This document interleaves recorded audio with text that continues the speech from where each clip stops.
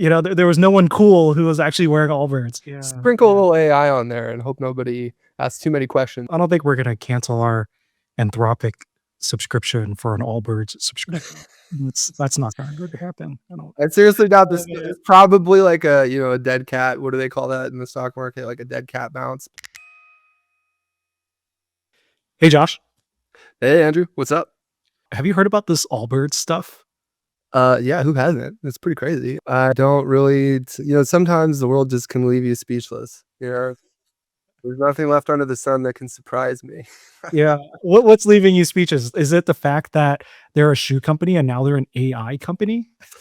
Yeah, I mean, they went from like trying to sell me shoes to sending me like 1,000 emails about how I'm leaving revenue on the table with my GTM strategy. No, just kidding. But seriously, it's pretty interesting how not only, I mean, it's one thing that they've made that pivot. Also, that pivot is strictly like kind of theoretical at this point, right? What have they actually done in the AI space, right? They just basically said, hey, we're gonna be an AI company now. I think the dumbest thing about it is how their stock went up. Like, well, I think it was like 10 or 20 points, just like that. Did they really? I didn't even realize that they were a public company. I knew that they were kind of valued at, what was it, like $3 to $4 billion at their height? And then they sold in like a fire sale at this point, right? I guess that's 600%. This is right after 100%. Yeah, over 500% in mid-April after the struggling footwear company announced it was selling its shoes assets, raising $15 million in capital and rebranding as Newbird AI. I seriously doubt this. It's probably like a dead cat. What do they call that in the stock market? Like a dead cat bounce, but still. Yeah, well, it's probably not even actually retail investors or institutional buyers actually buying their stock. It's that phenomenon will happen when you have investors investing in the company, and so they've agreed to buy shares of the company at whatever that price was. And so whatever that price of the company was at the time that they were doing its fire sale, when you have an agreement to invest in the company, boom, they've set a stock price. And so it just immediately goes to that number. Yeah, it's a weird thing. My understanding is that they are going to be buying GPUs and leasing it to AI companies or something. And it's like, what does this shoe company know about anything like that? To me, it's one of the dumbest brand stories I have ever heard. They were like a really big brand at one point, right? Which I never understood why, because they were ugly. They were ugly and not good. Personally, not really my style for sure. But hold on, Andrew, I'm gonna blow your mind. I'm gonna share my screen out and show you. Allbirds is currently trading on the NASDAQ. Oh, no way. And look at this nice little spike that they had in mid-April. Yeah. This is it. This is what people are talking about. So they went from what, $2.50 roughly to almost $17. Yeah.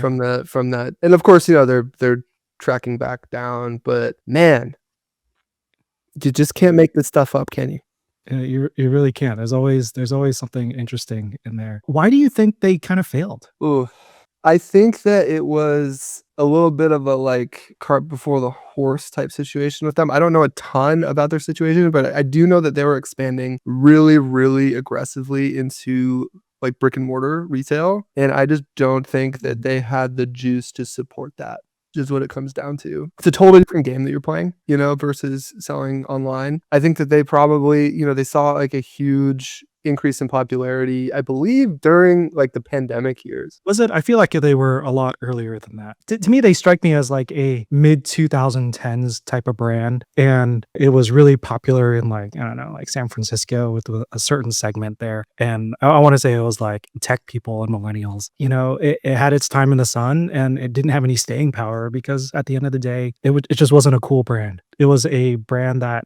spent a lot of marketing and got a lot of pairs out there. And ultimately, it just wasn't cool enough to keep going. And when it comes down to, something that you put on your body like that, it's fashion, to have staying power, you got to be either highly functional, highly useful, or cool. And ideally all three, or both, ideally, right? Yeah. And I just don't think there was no one cool who was actually wearing Allbirds. So. Yeah, that's fair, and that makes sense. And I also, I was just looking at some of their history here. You are right; they were founded in 2014 from a Kickstarter campaign. It's interesting. And then they went public in 2021. They were valued at $2.1 billion. Shares surged 90% on their first day of trading. And then here's just some highlights that I'm getting on the fall. And this is, of course, an AI overview, so I should probably double check all these sources as well. But the brand expanded into too many non-footwear product lines, so they went too wide, which confused its core customer base and bloated expenses. Market squeeze happened. Competitors quickly replicated their sustainable materials model, and the costs of digital customer acquisition skyrocketed, which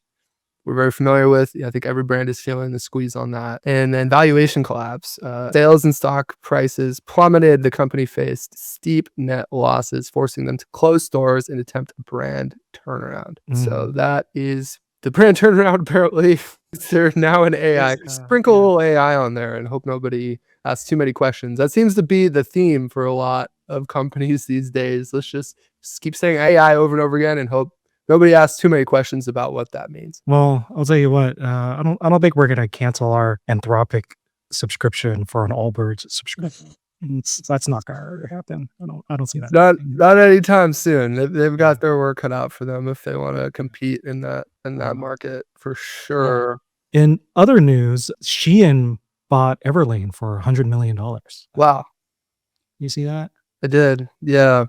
I mean, what do you think about that? I have my opinions about Shein in that, they're, obviously a major fast fashion brand. It's a really big move. You have a brand that is, from Everlane, they're like radically transparent. And then, at this point, they're bought by the face of fast fashion. Just some stats here. Everlane raised $200 million, peaked at $170 million of revenue, valued at $550 million in 2020, being valued at that like $500 million and now getting bought for $100 million. That's a kind of a big fall there. Yeah. Similar to this Allbirds thing. I don't know that I think of Everlane as the same type of punching bag that I would put or that I think of Allbirds as, because Allbirds are kind of lame. Everlane was actually kind of an interesting brand for a while. I really wonder what happened there. That's not something that I'm not as familiar with Everlane. Obviously everybody knows Shein. Yeah, there's definitely a common trend line here and a similar kind of timeline where, in like the 2020, 2021, beginning of the pandemic, both Allbirds and Everlane were both kind of on top of the world in terms of their like valuation and their public perception of their place in the market. And they fell pretty hard. I mean, still selling for $100 million is nothing to sneeze at, but that still must hurt it must sting. Being valued at like over 5 times that and then having to sell for 100. Yeah. I mean, where that really stings is going to be for your common shareholders, where if you bought in at at their peak, then you're completely wiped out. You're not even in line at that point on the payout there. So that also reminds me of the acquisition. Recharge just acquired a Skio pretty recently. You hear about that? No, I didn't. Recharge acquired Skio for $105 million, which was, I believe, like one of the bigger acquisitions in like the Shopify app space ever, Oh, yeah. which is really, really cool, really interesting. Yeah, Recharge acquired Y Combinator alum Skio in a $105 million cash deal. Skio's founder, Ken Frost, successfully exited the company after having only raised $8 million in outside funding. Very impressive. Yeah, really impressive there. Resulting in a highly profitable return for the startup's stakeholders. Both platforms continue to operate as normal, so it doesn't sound like Skio is going to be absorbed into Recharge's product. It sounds like they're just going to operate independently under new ownership, of course. And the acquisition unites two of the most robust data sets in subscription commerce. So together, the companies aim to build an advanced unified subscription commerce platform that features improved analytics, proactive support, and AI-driven retention and acquisition tools. So yeah, it sounds like it was kind of a data play as much as anything else, which kind of makes sense. You know what I mean? Like it's interesting, like especially with the rise of like the way that we're making the way that products are made now with AI. Data is really king. Yeah, it really is. One of the interesting. So actually, I really love the story in that one. Recharge has been around for forever. Like we used to run into basically everybody from that team at like the early Shopify Unites and stuff, and they're based just in Santa Monica, which is like right down the 101 from us. What I really love about this is that it just shows how much dynamism there is in the Shopify ecosystem. I think something that's really interesting about how acquisitions generally work in the Shopify space is that, and I think this is really great, is that when you see acquisitions do happen, those apps kind of more or less stay around. And I think the best ones of those acquisitions tend to not only keep the app around, but also continue to invest in it. Don't get me wrong, there's like definitely apps out there that come to mind that after an acquisition, they kind of just coasted. But those I think are less common compared to like kind of the broader tech acquisition space. So I think that's a really good thing that keeps the ecosystem more healthy compared to, say, the broader tech ecosystem. Yeah, no, I totally agree. I think it'll be interesting too to see over the next few years. We can dig on Allbirds rebranding to an AI company as we should, and it's fun to do that. But it will be interesting to see how AI kind of shakes things up in the Shopify app ecosystem over the next few years. Some of the things that we have noticed already, just because of our exposure to the App Store and, our connections to the teams at Shopify that work within the partner network or partner ecosystem and do approvals for new Shopify apps. We do have some insights into how that's affecting the app ecosystem, and not all of it is good.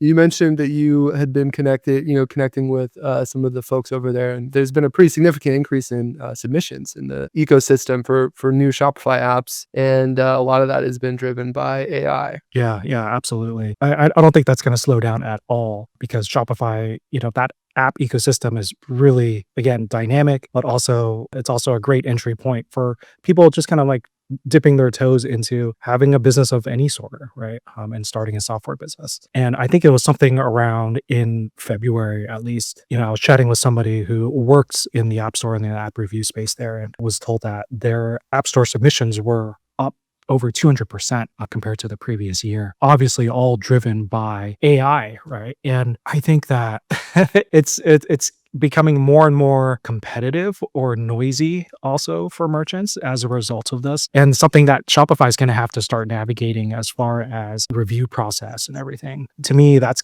definitely going to cause a lot of delays, and delays that we've seen as well for certain review processes. Shopify should be really thinking about, if they have partners who are submitting things for review or certain things for review, you should really be prioritizing your longtime partners first before you get to some of the newest players that are out there. And so, I did tell them that, hey, our thing is getting held up right now because of that. Definitely understand. But, how about before you review somebody else's AI slop, why don't you take a look at ours first?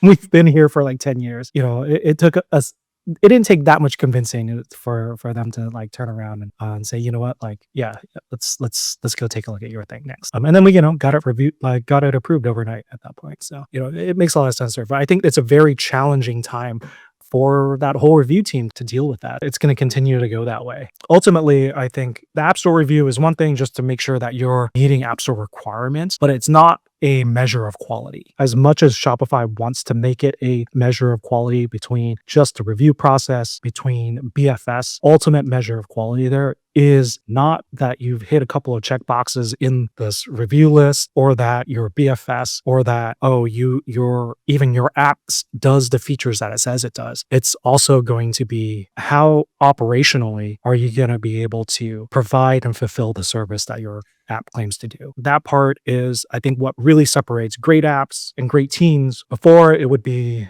maybe one guy in a garage who could be really good even, right? Don't get me wrong there. We started as one or two people in a garage, essentially. But what separates a great team, a great app from just AI slop? I agree. And I also would add to that, just from my experience working on customer facing roles for over a decade, various companies from startups to large corporations. At the end of the day, what customers really want in a working relationship with a technology company is not just a product that works. I mean, that should be kind of a given and works well, but continuously works well, because there's a lot of work that goes into just updating a product, especially when it has dependencies. Like in our case, our app needs to work well with Shopify's platform and APIs that are constantly being updated, right? So we're on top of making sure that everything stays smooth there. But I think the thing that is largely underestimated in like working relationships is things are gonna go wrong at some point. There's gonna be hiccups. There's gonna be things that nothing ever goes perfectly 100% of the time.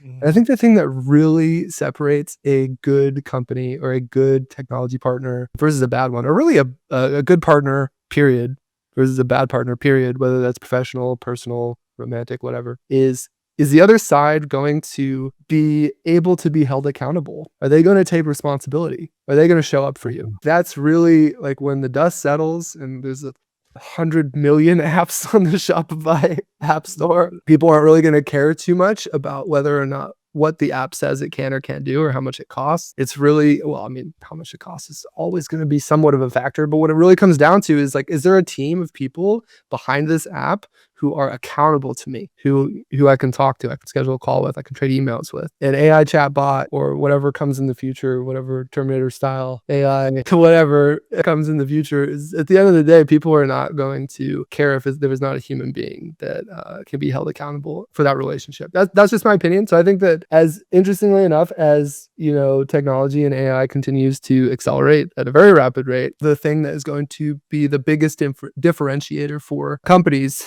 in general, I think, is going to be the human element. I think everyone's just maybe a little too excited right now to see that, but I think that's where things are going to end up. Yeah. Josh, what have you bought online recently? Thinking about good e-commerce experiences there and good products, like good brands out there right now. What have you bought recently that you love? I just bought some Underdog hemp t-shirts. I'm actually wearing one right now. This is not a promo. This is not a sponsored podcast, but yes, really, really big fan. I've been making it a point to replace as you're kind of going through your closet and you inevitably kind of do the purge every once in a while, I've been making it a point to, with the stuff that I replace, the pieces that I am donating or throwing out with, I want those pieces to be high quality and something that I really like wearing, that I feel good wearing, that I can wear ideally, just forever. So what I like about Underdog Hemp is the shirts are great. They fit me really, really well.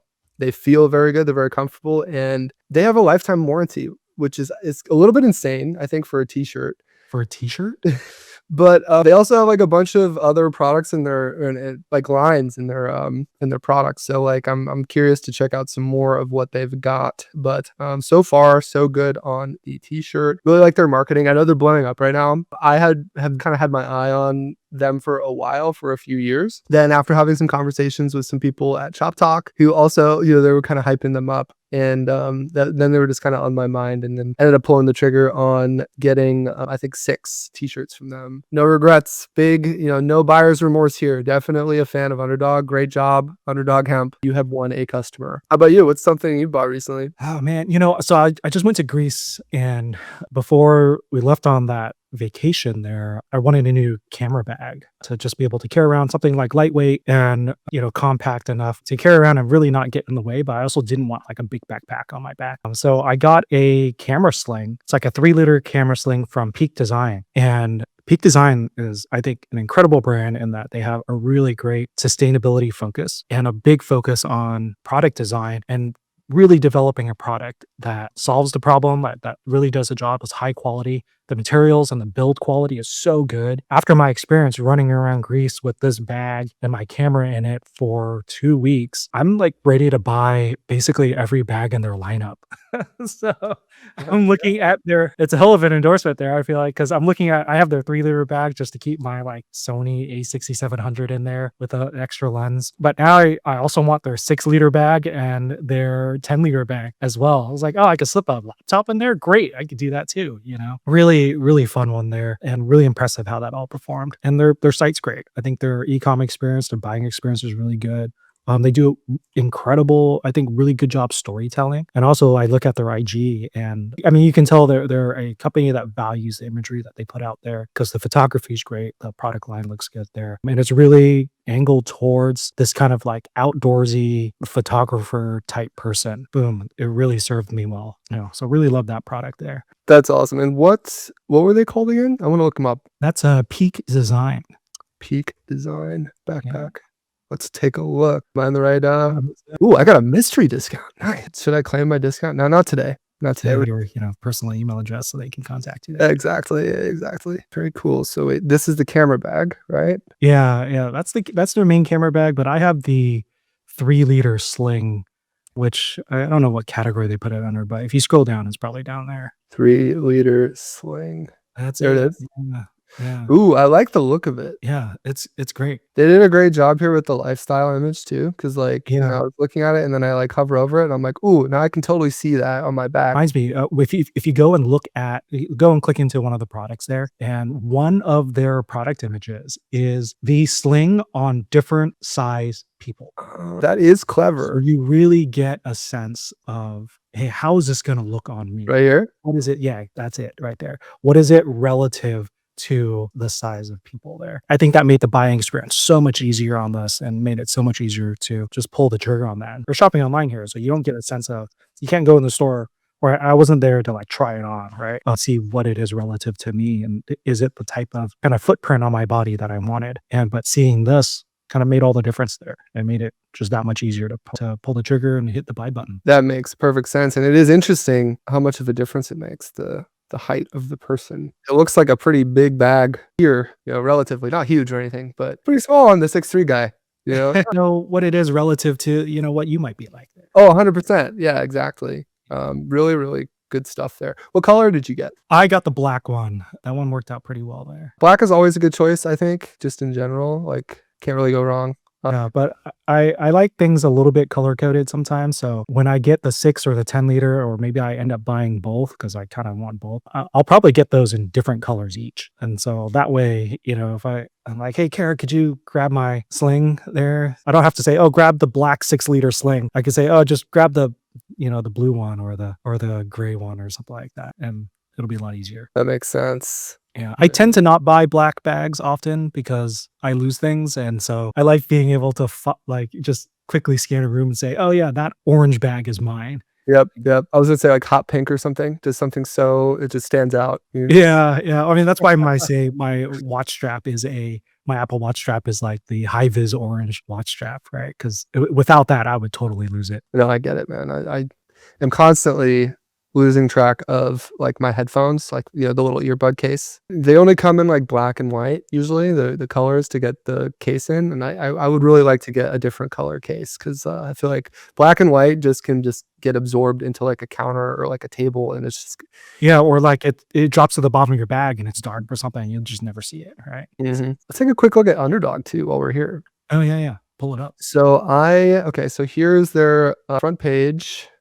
Looks like they have a new polo. The black tee, this is the one I got. The promise is it will outlive your mortgage, that's I quite love a it. bold claim. I don't think I've ever seen a online fashion brand or clothing brand make that kind of promise. That's wild. But I can say the insane airflow, that's 100% true. And if you live in a very humid climate like I do, that really goes a long way. I like to be able to wear a black t-shirt or I guess it doesn't really matter what color, but black tends to especially gets hotter in the direct sunlight. So when it's warm out, it's nice to have something that's nice and breathable. So the materials, they're really focusing on the materials angle here. And I didn't mention this earlier, but I did buy from them during their Earth Day sale. That's kind of a big focus for them. Good for the earth, ditch polyester, transition from fast fashion into more pieces that are going to last. They're offering a 30-year lifetime warranty. So that's very, very different from what you typically see. They're talking about PFAS, toxic chemicals, etc., microplastic shedding. So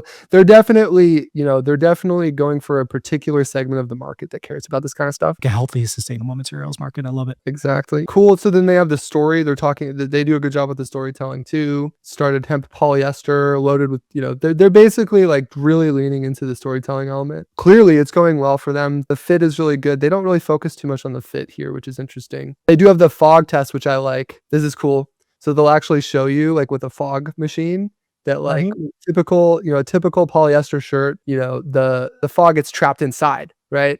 But with the Underdog shirt, it breathes through. I thought that was a cool touch, and that cool.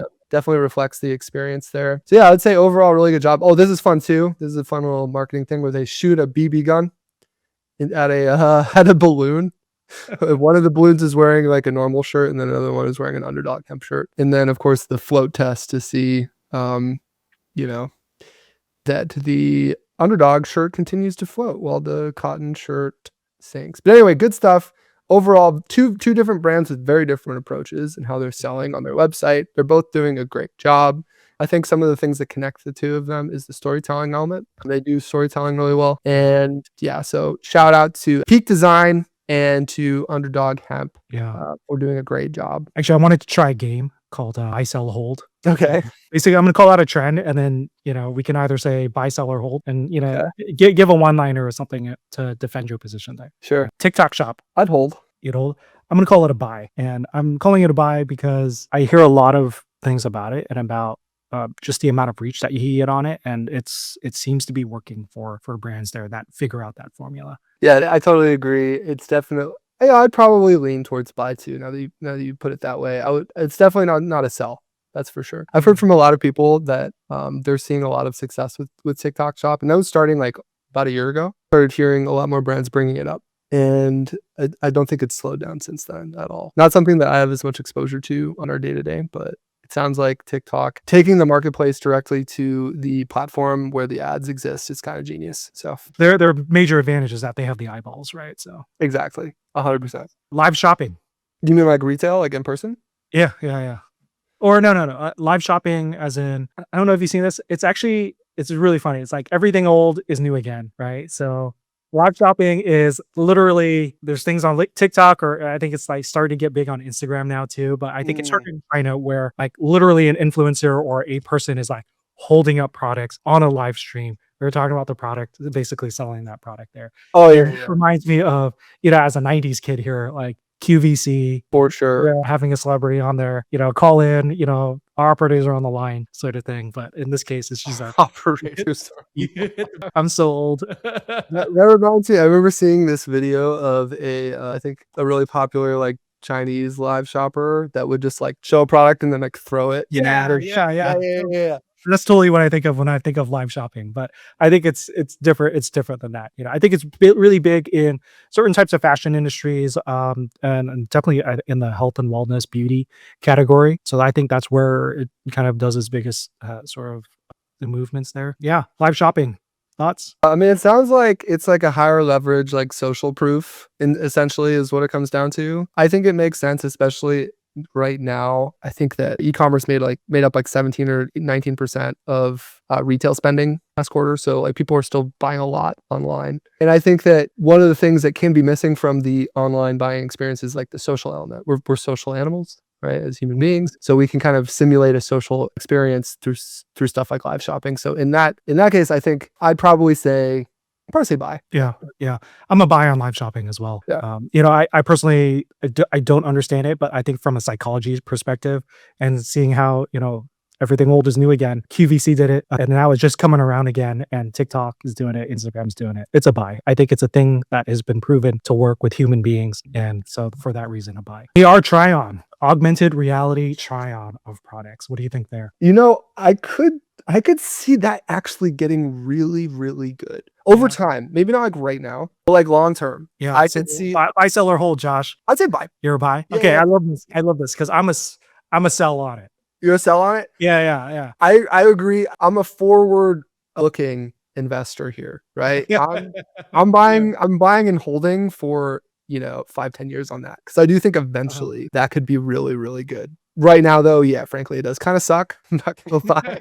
Used it before and it's not great, but I could see I see the vision on that, and I do think eventually it could be very, very good. Yeah. I've seen the vision on that for a while too. I think at this point, AR try-on is like actually 10 years old. Potentially for some type of furniture type of things, it's been okay-ish because, maybe if you're really serious about designing a space that you want to see how it kind of lays out there. But as far as like clothing or even glasses, Warby Parker did an AR type try-on years ago, and these glasses are from Warby Parker. I have a bunch of Warby Parker glasses, and they always it always sucked.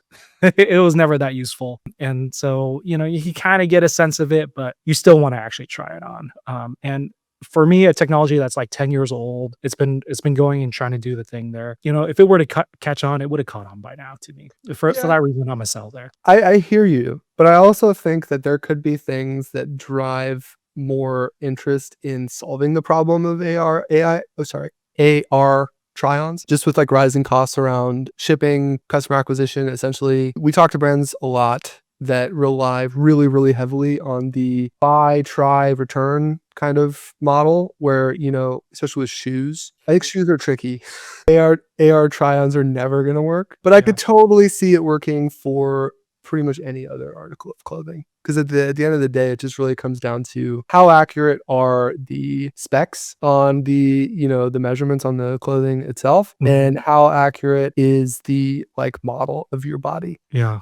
essentially. So I think the big challenge there is it's a little invasive to get very, very specific about the size of your body and the different measurements and stuff. So that's a problem that's probably not going to be easily solved. And then it's just a matter of how accurate is the product listing itself. It might be a little optimistic to call that one a buy. I mean, I love the optimism, and it's more fun that we're on the opposite ends of that.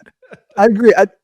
But I do see if a company did get it right, and when I say a company, I mean I feel like this needs its own industry, or at least verticals of people competing to try to make the best AR try on, and there's actual real money and real development going into it. But I could totally see it eventually being really, really good. And I feel like that would be really helpful. For example, the image earlier of the 3 different models, 3 different sizes, trying on the bag. And you said that was really, really helpful for your decision making. Imagine if you had a way of doing the exact same thing, but accurately with your actual height, your actual body. Yeah, I see your point there. I see your point there for something like that. So for those reasons, I am a buy and a long hold.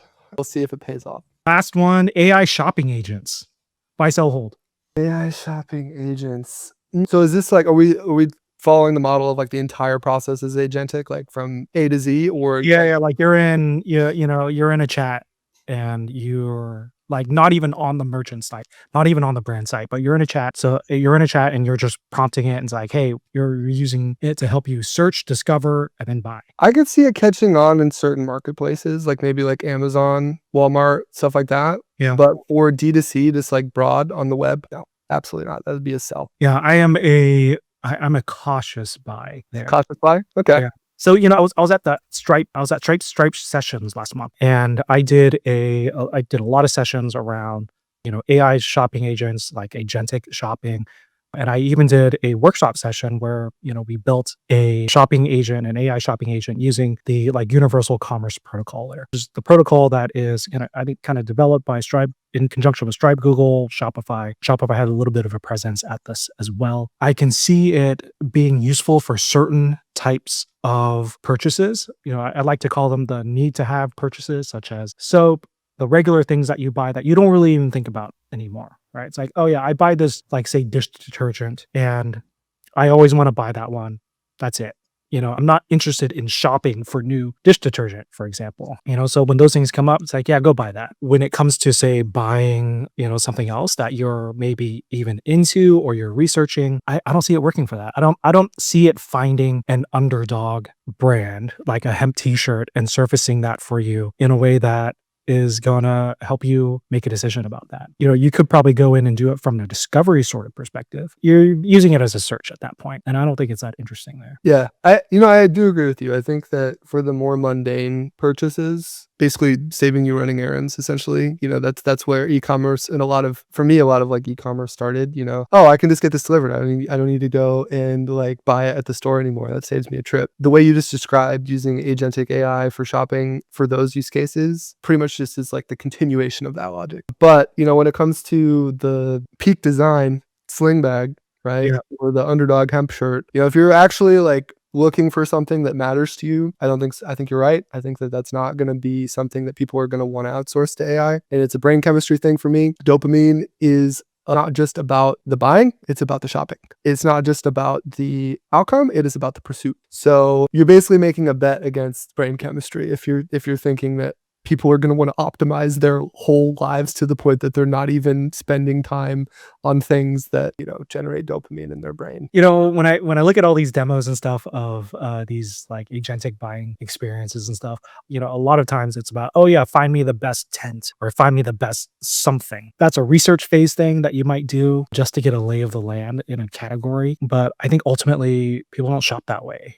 People are looking for, especially when they're shopping for want to have things that they get into, they're not looking for the best dress or the best pair of pants. Those don't exist. What you're looking for is this look that you want to do, or what is going to be comfortable for you here, or what is it that you actually want. What you want is a lot of dimensions of things there. So granted, we're early days here, and so I think that it's going to figure itself out. And I think where the niche it's going to find is around these need to have items, not necessarily around these want to have items. That's kind of what I think there. So definitely cautious buy there. I'm hearing a sell from you, which I definitely see that side of that too. But I think it depends on what you define as shopping versus like digital errand running. But yes, agree. Shopping, sell, digital errand running. Well, all right, Josh. I think that's our time here today. That was a fun conversation. So it was very fun. Yeah, thanks again for taking the time to chat. It was a good time. I also now know exactly where to go get a camera sling bag. Yeah, and I got to check out Underdog here. That'd be a lot of fun there too. All right. So, hey, thanks for joining us here. And we hope to see you next time here. If you've got a brand that you want to share with us and you think is a great brand, let us know in the comments here. Subscribe, and we'll see you in the next episode. Till next time. Thanks again. Bye.